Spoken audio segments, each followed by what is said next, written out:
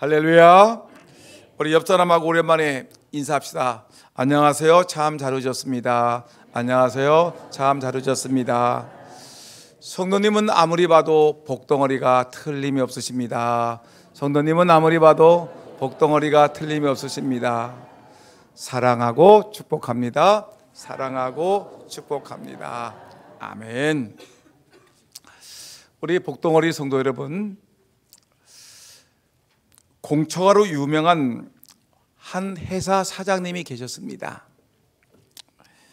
이 사장님이 사원들과 함께 아주 유쾌하게 맛있는 점심 식사를 한 후에 커피 타임을 가졌습니다. 커피 타임에 좀 여유로운 시간에 이 남들도 자기처럼 공처가로 살고 있는지 한번 확인해 보고 싶은 생각이 들었습니다.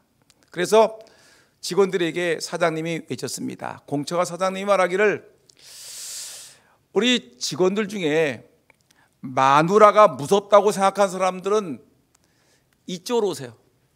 그리고 마누라가 안 무서운 사람은 저쪽으로 가세요 라고 얘기했더니 직원들이 몽땅 다 이 사장님 쪽으로, 이쪽으로 다 모이는 겁니다. 근데 유일하게 딱 한 사람만 용감하게 저쪽으로 가는 겁니다. 그래서 사장님이 의아하게, 아무개 직원은 정말 마누라가 안 무섭습니까? 그랬더니 이 직원이 이렇게 얘기합니다. 아니요, 엄청 무서워요. 오늘도 아침 출근할 때 집사람이 말하기를, 사람들이 많이 모인 데는 절대 가지 말라고 하셨습니다. 아멘? 여러분, 공처가의 아내와 비슷한 말을 예수님이 하셨습니다. 도대체 무슨 말이냐? 사람들이 많이 밀려가는 넓은 길로는 가지 말아라. 사람들이 웅성웅성 모여드는 넓은 문으로는 너희는 들어가지 말아라. 그 길은 멸망으로 인도하는 문이고 멸망의 길을 가는 길이기 때문에 넓은 문으로, 넓은 길로 사람들이 많이 가는 길은 가지 말아라. 그보다 좁은 문, 좁은 길로 가거라.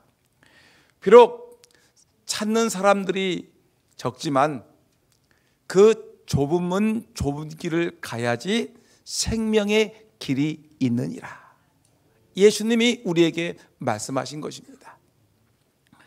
여러분, 문을 잘못 찾아 들어가게 되면 정말 엉뚱한 곳에 우리가 들어갈 수가 있습니다. 우리가 잘못된 길을 가게 되면 내가 원하지 않는 정말 엉터리 같은 그곳에서 내가 있을 수가 있는 것입니다. 어떤 문으로 들어가느냐, 어떤 길로 들어가느냐가 우리 인생을 좌우할 수가 있습니다. 예수님은 어떤 문, 어떤 길로 가느냐에 따라서 어떤 사람들은 생명의 길로 가는 것이고 어떤 사람들은 잘못된 길, 잘못된 문으로 들어감으로 멸망으로 빠져들게 된다라고 우리에게 분명히 경고하고 있습니다.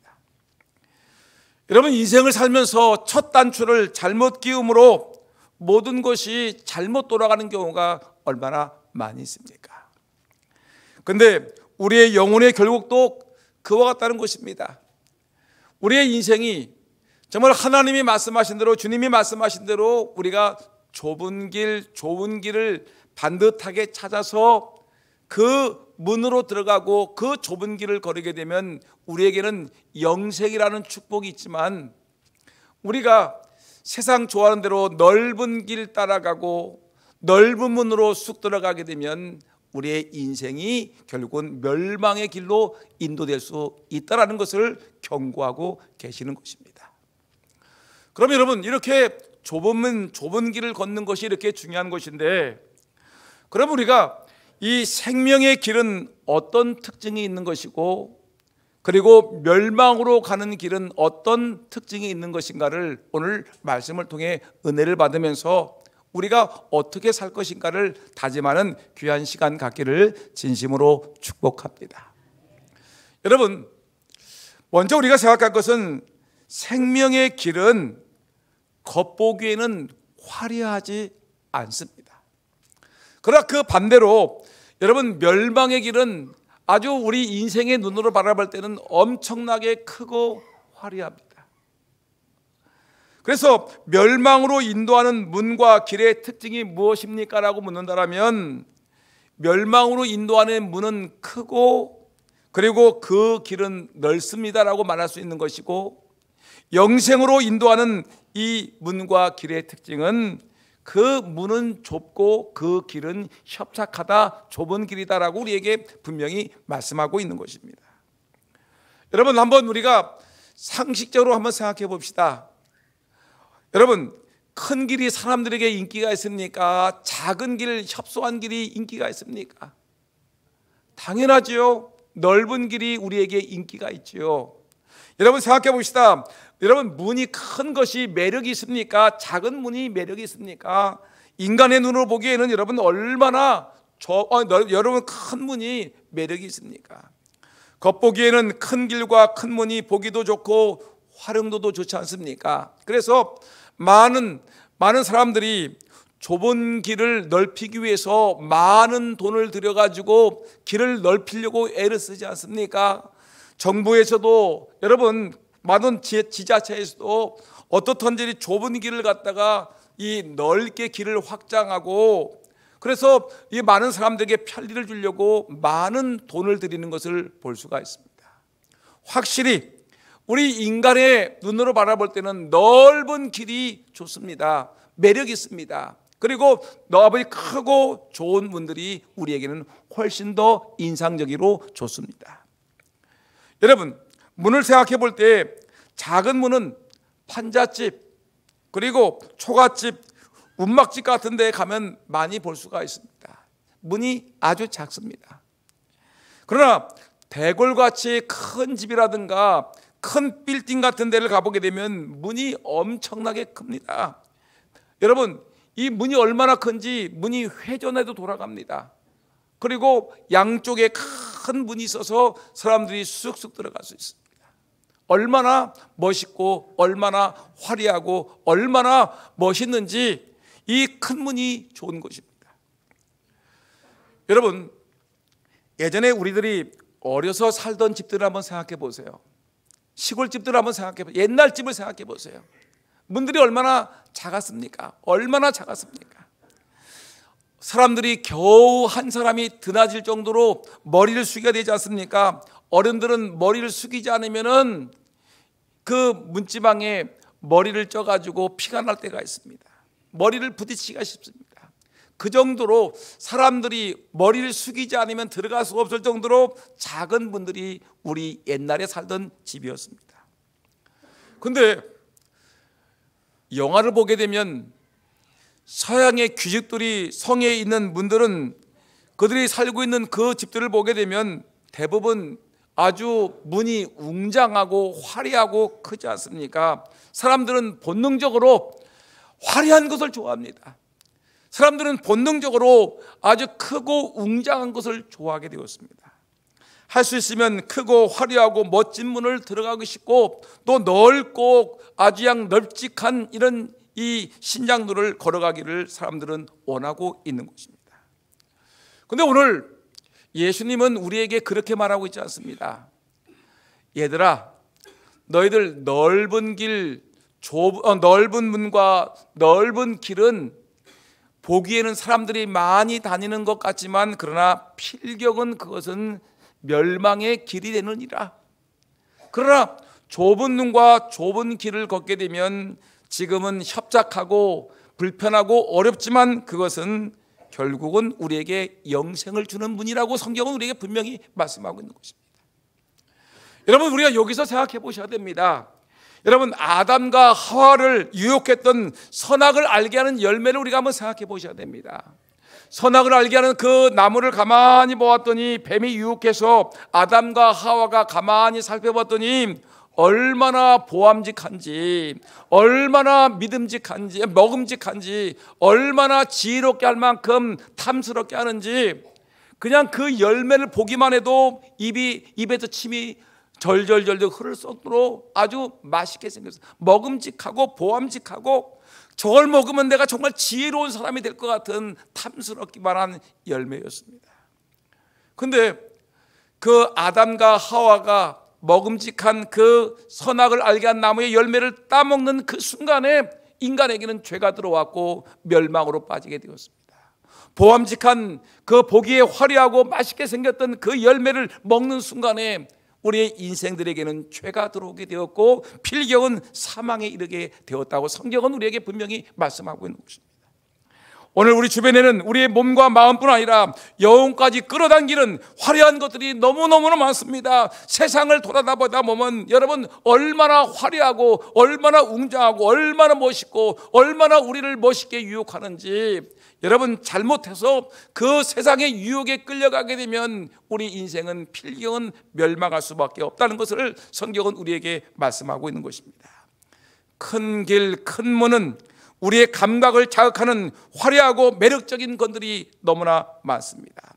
그 문을 열기만 하면 금방이라도 우리를 만족시켜줄 온갖 보물들이 쏟아져 나올 것 같고, 넓은 길을 가게 되면 우리가 인생에 성공할 것 같은 그 여러 가지 유혹이 있지만, 성경은 그 길로 잘못된 길로 가게 되면 필경은 멸망의 길이라고 우리에게 분명히 말씀하고 있는 것입니다. 여러분이 잘 알다시피 창세기를 보게 되면 아브라함과 롯이 등장하지요. 그래서 아브라함의 종들과 롯의 종들이 이 목축하는 일 땅 때문에 갈등하고 다툼이 있으니까 아브라함과 롯이 이제 각각 흩어져서 살기로 결심을 했습니다. 그래서 아브라함이 얘기합니다.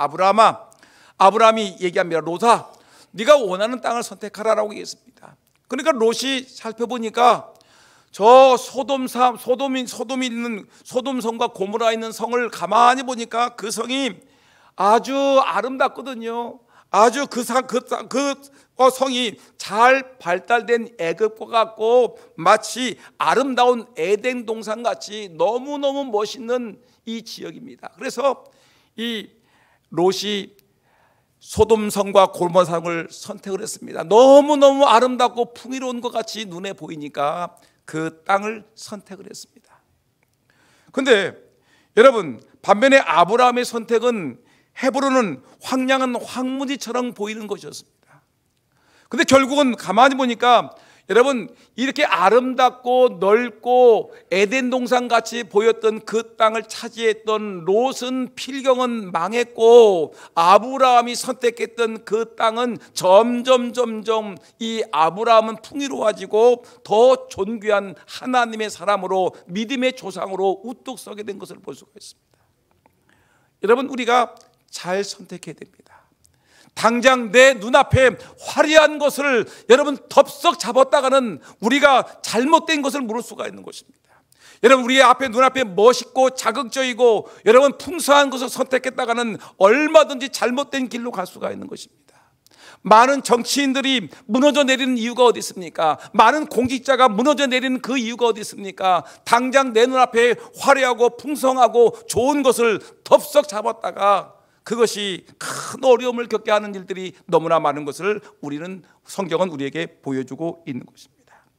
여러분, 세상에는 우리의 눈을 유혹하는 온갖 화려하고 멋있는 것들이 손짓하고 있습니다. 진리는 자기를 드러내고 요란하게 치장하지 않습니다. 진리는 평범하고 수수하나 은은한 빛을 비치는 것입니다. 그러나 거짓말은 사람들을 속이려고 요란하게 치장하는 것입니다. 그렇기 때문에 우리는 이 하나님의 말씀대로 세상의 화려함에 취하지 말고, 세상의 멋들어짐에 우리가 녹아지지 말고, 세상의 유혹에 우리가 빨려들지 말고, 하나님께서 말씀하시는 진리, 예수 그리스도의 십자가의 진리 안에 힘들고 어려워도 화려하지는 않지만 여러분, 그 진리를 따라가는 저와 여러분 모두가 다 되기를 예수님의 이름으로 축원합니다. 예수님이 요한복음 10장에서 이렇게 얘기했습니다. 내가 문이니 누구든지 나로 말미암아 들어가면 구원을 얻고 또는 들어가며 나오며 꼴을 얻으리라. 우리 예수님을 따라가는 저와 여러분 모두가 되기를 주의 이름으로 축원합니다. 그 다음에 우리가 생명으로 인도하는 문과 길의 특징을 두 번째로 보게 되면 생명의 길은 걷는 사람들이 많지 않습니다. 좁으면 좁은 길은 많이 사람들이 이용하지 않습니다. 넓으면 넓은 길을 사람들이 많이 이용하지만 생명의 길은 걷는 사람들이 많지 않습니다. 멸망으로 인도하는 길의 또 하나의 특징은 그리로 들어가는 자가 많다는 것입니다. 많은 사람들이 들락거리는 길을 가만히 보게 되면 왠지 많은 사람들이 걷는 그 길을 가보면 왠지 위험 부담이 적은 것 같습니다. 그리고 그 길은 쉽게 갈 수 있는 길 같습니다. 그래서 사람들은 많은 사람들의 눈치를 많이 보는데 다른 사람들은 어떤 선택을 하였는가? 다른 사람을 바라봅니다. 다른 사람들은 도대체 무엇을 좋아하는가? 또 다른 사람들을 쳐다봅니다. 다른 사람들은 이럴 때 어떤 반응을 보이는가? 다른 사람들의 눈치를 슬슬 보면서 많은 사람들이 움직이는 곳을 향해서 나도 함께 동행하는 것입니다. 여러분, 많은 사람들이 가는 곳이 진리입니까? 절대로 그렇지 않습니다. 그래서 우리나라 속담에 무슨 말이 있냐면 남이 장에 가니까 똥장군 지고 따라간다는 말이 있습니다. 이게 무슨 말이죠? 다른 사람들이 장날이라고 장에 가니까 뭐 엿사 먹고 옷도 사고 장날에 남들이 장에 가니까 나도 똥장군이 뭐예요? 똥지게 지고 나도 따라간다라는 이런 우리나라의 속담이 있지 않습니까? 이 말은 어떤 말이냐면 내가 아무 생각도 없이 아무 주관도 없이 남들이 하니까 나도 따라가는 부안내동하는 사람들의 특징을 갖다가 빚고 와서 하는 우리나라의 속담인 것입니다. 남들이 모두 가니까 그래 나만 안 따라가면 나는 이상한 사람 같이 보이니까 나는 바보같이 생각하니까 유행에 뒤처지는 않겠다. 다른 사람들이 따라가니까 나도 따라가면 본전은 되지 않겠느냐 생각합니다. 무슨 남들을 따라가지 않으면 나에게 큰 손해를 볼 것 같은 생각이 들어가지고 불안해가지고 남들이 장에 가니까 나도 똥지게 찌고 따라가는 그런 불안해동하는 어리석은 백성들을 말씀하고 있는 것입니다. 여러분, 재밌는 말 있죠? 한밤중에 어느 집에서 개가 한 마리가 짖었습니다. 어떤 일이 벌어지죠? 그 동네 모든 개들이 난리를 칩니다.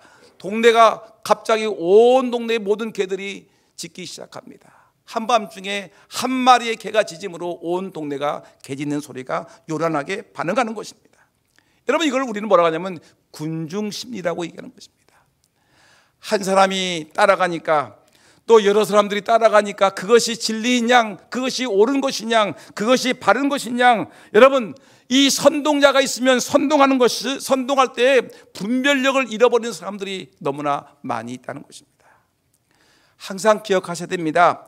여러분, 다수가 옳은 것입니까? 결코 옳은 것이 아닙니다. 이스라엘 백성들을 가만히 보니까 자신들이 조금만 힘들면 애굽 땅에서 나와서 광야 40년 길을 가는데 그 광야 길이 힘들지요. 모래바람이 치고 뜨거운 햇빛이 장렬하고 밤에는 춥고 그리고 물이 먹고 생활하기가 너무나 불편하니까 모세와 아론을 원망합니다. 심지어는 모세와 아론을 죽이고 애굽으로 돌아가자고 불신을 드러내지 않습니까? 다수가 그렇습니다. 몇몇 사람들을 제외하고 모든 사람들이 아론과 모세를 죽이고 우리가 이스라엘로 돌아가자고 얘기를 합니다. 여러분들 알다시피 12명의 정탐꾼 아시지요?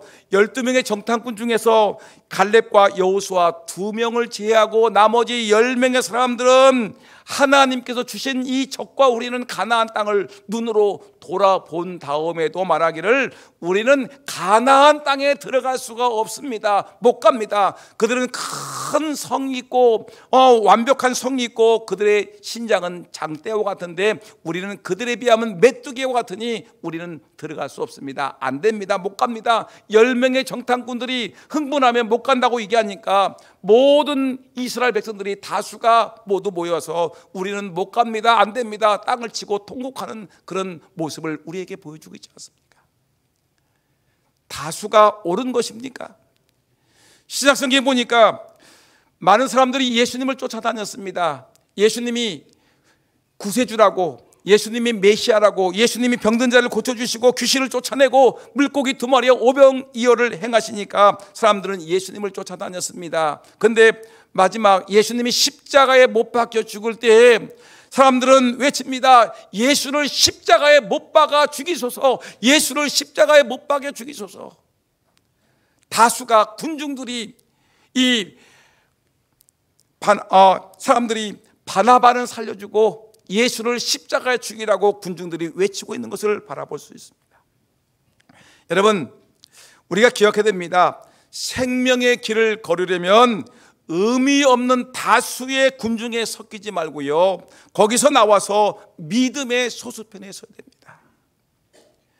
불신자들 앞에서, 불신자들이 많다고 해서 나도 여러분 코가 석자나 꺾여가지고 기도해야 될 때 기도하지 못하고 눈치만 보고, 예수 믿는다고 얘기해야 되는데 예수 믿는다는 말 한마디 못하고 부끄럽게 살지 말고요, 당당하게 여러분 진리의 편, 예수님 편에 서서 믿음대로 살아가는 저와 여러분 모두가 되기를 예수님의 이름으로 축원합니다.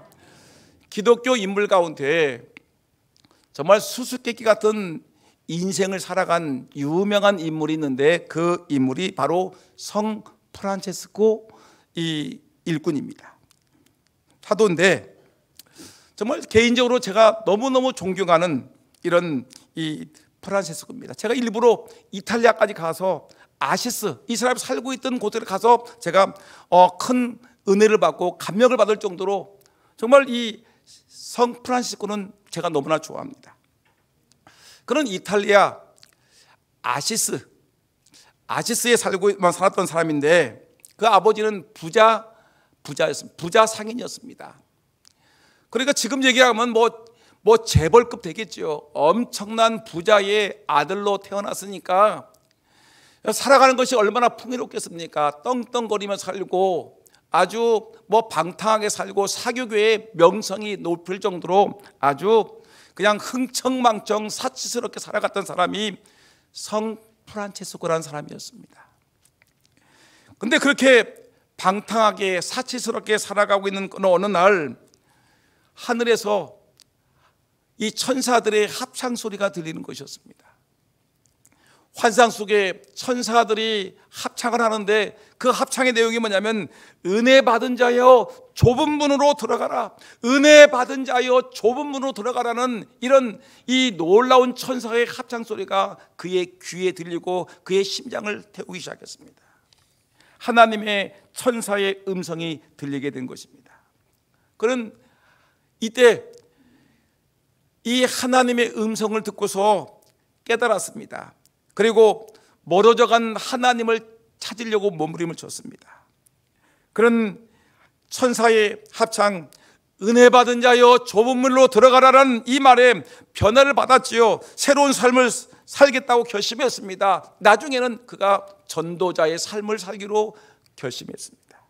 그리고 모든 것을 버렸습니다.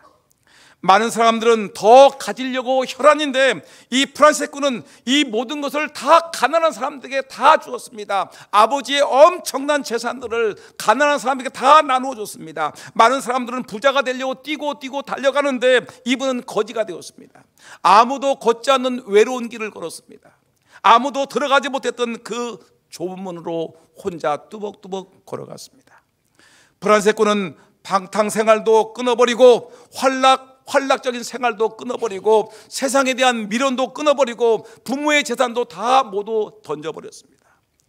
아무도 걷지 않는 그 길, 그런 외치기를 이제 나는 좁은 길을 가른다, 나는 이제 좁은 길을 가른다라고 외쳤습니다. 그때부터 그는 병든 자, 소외된 자를 찾아가 위로해 주었습니다. 문둥병자에게 찾아가서 입을 맞추고 그 종기에 그 고름을 빨아주는 일을 했습니다. 거지들과 함께 살림을 하면서 함께 구걸 생활을 했습니다. 그런 그를 후대에 많은 성도들이 그를 말하기를 그의 모습에서 예수님의 모습을 보았다라고 많은 사람들이 말하고 있습니다. 그때부터 사람들은 그를 프란체스코라고 부르지 아니하고 성 프란체스코라고 부르기 시작을 했습니다. 그런 유명한 기도문을 남겼죠. 여러분 한번 기도문을 한번 볼까요? 다 같이 한번 우리 이 성 프란시스코가 어떤 유명한 기도를 했는지 다 같이 시작. 주님, 나를 천사의 도구로 삼으소서. 미움 있는 곳에 사랑을, 상처가 있는 곳에 용서를, 의심 있는 곳에 믿음을, 절망 있는 곳에 희망을, 슬픔 있는 곳에 기쁨을, 어둠 있는 곳에 밝음을 심게 하소서. 위로받기보다는 위로하고 이해받기보다는 이해하며 사랑받기보다는 사랑하게 하소서. 여러분, 이런 성 프란시스코 같이 아무도 걷지 않는 그 길, 많은 사람들이 걷는다고 군중심리에 이끌려서 많은 사람들이 걷는 그 길이 아니라 정말 소수이지만 진리의 길, 예수님의 믿음의 길을 걷는 저와 여러분 모두가 되기를 다시 한번 진심으로 축복합니다. 그 다음에 우리가 생명의 길과 우리가 멸망의 길의 특징을 얘기할 때 생명의 길은 어떤 길이냐면, 생명의 길은 고생과 불편을 감수해야 되는 길인 것입니다. 좁은 길은 어떻죠? 길이 협착하다고 얘기했습니다. 좁은 길은 길이 험하다는 뜻이죠. 길이 몹시 좁고 꾸불꾸불하고 심한 오르막과 내리막이 있고 장애물도 많고 아주 경치도 아주 별 볼 일 없는 데가 바로 뭐예요? 좁은 길 아닙니까? 그렇게 걷기에 불편하고 힘이 많이 들고 아주 고생이 심한 곳이 바로 좁은 길입니다. 넓은 길로 가게 되면 장애물도 피할 수 있고 경치도 좋고 편하게 갈 수 있고 빠른 길로 갈 수 있는데, 좁은 길로 가게 되면 경치도 볼 수 없고 아주 힘들고 어렵습니다. 장애물도 많습니다. 문제가 많습니다. 그런데 예수님은 말씀하기를 넓은 길로 가지 마. 그 길로 가게 되면 필경은 멸망의 길이야. 좁은 길로 가. 좁은 길, 힘들고 어렵지만 그 고통도 따르고 또 찾는 이가 적어서 외롭고 좁은 길이기 때문에 어려움도 많고 모든 것을 다 버려야 할 때가 있지만, 그러나 좁은 길을 걷는 것이 생명의 길이라고 우리에게 말씀하고 있는 것입니다. 아브라함, 우리는 믿음의 조상이라고 얘기하지 않습니까? 하나님이 갈대아 우리에 살고 있는 아브라함에게 하나님이 말씀하셨습니다. 아브라함아, 너는 너희 고향과 친척과 아비 집을 떠나 내가 지시하는 땅으로 가라. 하나님이 말씀하신 그 말씀에 그는 아멘으로 순종하고 그는 자기의 고향을 등지고 자기의 친척을 등지고 아비집을 등지고 그는 정처 없이 주님께서 말씀하신 좁은 길을 걷고 좁은 문을 걸어서 멀고 먼 가나안 땅까지 달려온 것을 우리는 바라볼 수 있습니다. 생명의 길은 좁은 길입니다. 험난한 길입니다. 잘못한 것이 없어도 핍박을 당하기도 합니다. 잘못되면 때로는 죽음도 맞이합니다. 여러분, 사도 바울이 복음을 전하다가 좁은 길, 좁은 문을 갔다가 때로는 억울하게 두들겨 맞기도 하고 감옥에 들어가기도 하고 강도를 만나게 하고, 여러분 복음을 전하다가 두들겨 맞아서 여러분 죽을 고비를 넘긴 것이 무엇입니까? 사도 바울 좁은 문, 좁은 길을 걷고 아무도 걷지 않는 그 길을 걷는 것이 생명의 길이기 때문에 그런 것입니다. 우리 한국교회의 자랑인 순교자 주기철 목사님을 우리는 기억할 수 있습니다. 그런 죽음을 각오하고 좁은 길을 턱한 아주 유명한 사람이지 않습니까? 일사각오의 정신을 가지고 이 믿음으로 살아갔던 이 주기철 목사님을 우리는 생각할 수가 있습니다. 그런데 우리가 정말 주기철 목사님을 우리가 말씀을 나누면서 꼭 기억해야 될 것은 우리 한국교회가 하나님 앞에 정말 엄청난 죄를 범했던 역사적인 과거가 있다는 것을 우리가 알아야 됩니다. 1938년 평양에서 열린 제27회 장로교 총회는, 우리 교단 총회는 어떤 일을 했냐면 신사참배안을 가결하게 되었습니다. 신사참배, 일본 신에게 절하는 것은 이것은 국가적인 행사지, 이것은 신에게 절하지 않는 것이니까 우리 모든 기독교인들은 자유롭게 신사 앞에 가가지고 절하십시오 하고 신사 참배안을 가결하게 된 것입니다. 부끄러운 일이죠. 저 신사 앞에 여러분 수많은 사람들이 90도 절을 하면서 신사님 안녕하십니까? 신사님 우리는 죄인입니다. 우리 죄를 용서해 달라고. 이렇게 신사 앞에 신사참배를 하도록 우리가 결의를 한 것입니다. 엄청난, 물론 그 이후에 나라가 해방된 후에 이것을 회개를 했지만 이 부끄러운 일이죠.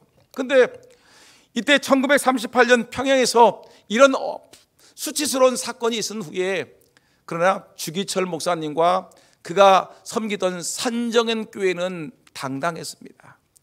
우리는 어떤 핍박과 어떤 고난과 어떤 아픔이 올지라도 우리는 신사참배를 하지 않겠습니다. 오직 유일한 신은 하나님밖에 없습니다. 다른 신은 없습니다. 오직 우리가 경배하고 우리가 찬양하고 우리가 예배할 대상은 하나님, 여호와 하나님뿐밖에 없지 어떻게 일본 신에게 우리가 전할 수 있습니까? 못합니다. 그러자 일본 제국주의자들은 주기철 목사님을 감옥에 가두고 갖은 고문을 다했습니다. 두들겨 팼습니다. 몽둥이로 때렸습니다. 불로 지졌습니다. 그리고 물을 먹였습니다. 강제로 신사참배를 하게끔 온갖 고문을 했지만 이 주기철 목사님은 일사각오의 정신을 가지고 죽으면 죽이라는 각오를 가지고 끝까지 응하지 않았습니다. 그래서 산정현 교회, 이 악한 이 목사가 운영하는 담임했던 교회의 문을 막아야 돼, 폐쇄시켜야 되겠다. 못을 가지고 폐쇄시켜 버렸습니다. 아무도 예배당에 들어가지 못하게 했습니다. 그리고 사모님과 그 아이들을 그 먹을 것을 주지 못하게 했습니다. 주기철 목사님은 매일매일 감옥에서 외롭고 고독한 싸움을 하게 했습니다. 한 번은 주 목사님을 여러 날 막 며칠 동안 굶겨놓고 다른 독방으로 옮겨 놓는 겁니다. 근데 가만히 보니까 거기에 독방에 들어가 보니까 아주 맛있는 음식이, 향기나는 음식이 밥상이 딱 차려져 있습니다. 며칠 동안 굶었으니 얼마나 먹고 싶겠습니까? 그러더니 무릎을 꿇쳐놓습니다. 그리고 손을 뒤로 묶어 놓습니다. 밥을 어떻게 먹어야 되죠? 여러분, 밥을 먹으려면 머리를 푹 숙여가지고 밥을 먹어야 되지 않습니까? 그런데 뭐가 앞에 이상합니다. 그래서 보니까 이 간수가 이걸 휘장을 벗겨보니까 거기에 신사가 거기에 있는 겁니다. 그러니까 뭐냐면 일본의 이 악독한 사람들이 신사참배를 하게끔 하기 위해서 밥상을 차려놓고 무릎을 꿇게 하고 손을 뒤로 묶어놓고 밥을 먹으라고 한 겁니다. 며칠 동안 굶겨놓고 밥을 먹으러 하는 겁니다. 왜 그럴까요? 밥을 먹으려면 머리를 숙여야 되니까, 머리를 바꾸서 밥을 먹어야 되니까 신사 앞에 참배한 거라고 이들이 말하려고 하는 것이었습니다. 근데 이것을 안 주기철 목사님은 완강하게 거부했습니다. 나는 밥을 못 먹어 굶주려 죽을지라도 나는 신사 앞에서 절을 하고 밥을 먹지 않겠노라. 그는 끝까지 나는 굶어 죽어도 모든 사람은 넓은 길을 갑니다. 신사 앞에 넙죽넙죽 절하며 밥도 잘 얻어먹지만 주기철 목사님과 산정현 교회 성도들은 신앙의 좁은 길을 걷겠다고 맹세하고 있는 것입니다. 또 한 번은 경찰서 마당에 신사참배를 반대하다가 옥에 갇힌 성도들을 불러놓고 주기철 목사님을 끌어냈습니다. 그리고 그 앞에는 무수한 못이 박혀있는, 솟아있는 널판지를 쫙 깔아놨습니다. 그래놓고 일본 형사가 그 붙잡혀 있는 마당에 나온 성도들에게 얘기를 합니다. 너희가 신사참배를 하겠다고 하면은 주목사가 못 위에 걸어가지 않게끔 하겠지만 너희들이 신사참배를 끝까지 안 하겠다고 고집하게 되면 너희들의 목사를 갖다가 요 못 박힌 널판지 위를 걸어가게 하겠다. 어떻게 하겠느냐라고 이 성도들에게 말하는 것입니다. 이럴 때 주기철 목사님이 먼저 얘기합니다. 여러분, 나 주기철을 생각하지 마시고 오직 주님만 생각하시기 바랍니다. 오직 주님의 계명을 굳게 지키십시오. 나는 비록 주님 앞에 이렇게 살다가 이렇게 고난과 핍박과 아픔을 당하다가 죽을지라도 나는 하나님 앞에 내 신앙을 지키고 믿음대로 살기 원합니다. 여러분들도 끝까지 주의 계명을 기억하십시오. 십자가를 기억하십시오. 예수님의 고난을 기억하시면서 끝까지 신앙을 지키셔야 됩니다. 그리고 자진해서 모판 위로 오르셨습니다. 그 순간 성도들은 울음을 터뜨리며 찬송을 불렀습니다. 한 발 한 발 내딛는 주목사님 발에서 피가 흘렀습니다. 발자국 마디마디에는 핏자국이 선열했습니다. 얼룩졌습니다. 주 목사님은 순교를 각오하고 좁은 길을 걸으신 것입니다.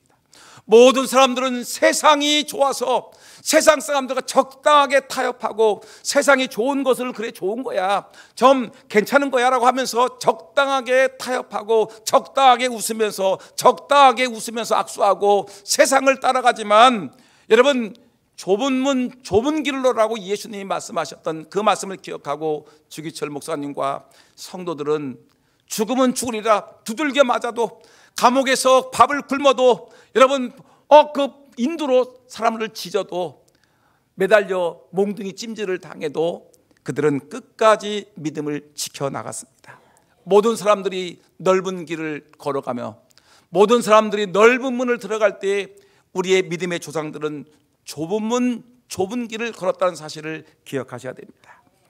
오늘 본문 예수님이 이렇게 얘기했습니다. 마태복음 7장 13절 14절 오늘 본문에 예수님이 이렇게 얘기했습니다. 좁은 문으로 들어가라. 멸망으로 인도하는 문은 크고 그 길이 넓어 그리로 들어가는 자가 많고, 생명으로 인도하는 문은 좁고 길이 협착하여 찾는 자가 적음이라. 그렇습니다. 인생의 행로에는 두 가지 길이 있습니다. 첫째, 넓은 문으로 넓은 길로 가는 길이 있습니다. 필경은 사망의 길이고, 또 하나의 길이 있습니다. 좁은 문 좁은 길로 가는 길인데 그 길은 힘들고 어렵지만 필경은 생명의 길이라고 성경은 우리에게 말씀하고 있습니다. 여러분 어느 것을 선택하시겠습니까? 넓은 길을 선택해서 필경은 사망의 길로 가시겠습니까? 좁은 문 좁은 길이지만 고난의 길이고 신앙을 지켜야 되는 길이지만, 여러분 필경은 생명의 길, 이 길을 선택하시겠습니까?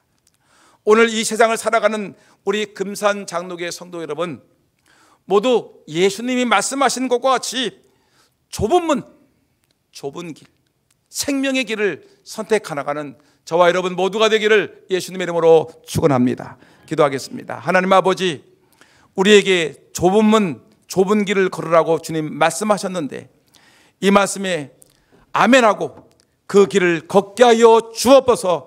조금 힘들고 어렵지만, 외롭고 쓸쓸하지만, 모든 것을 버려야 되지만, 그럼에도 불구하고 좁은 문 좁은 길을 걷는 하나님의 백성들이 다 되게 하여 주옵소서. 예수님의 이름으로 기도합나이다. 아멘.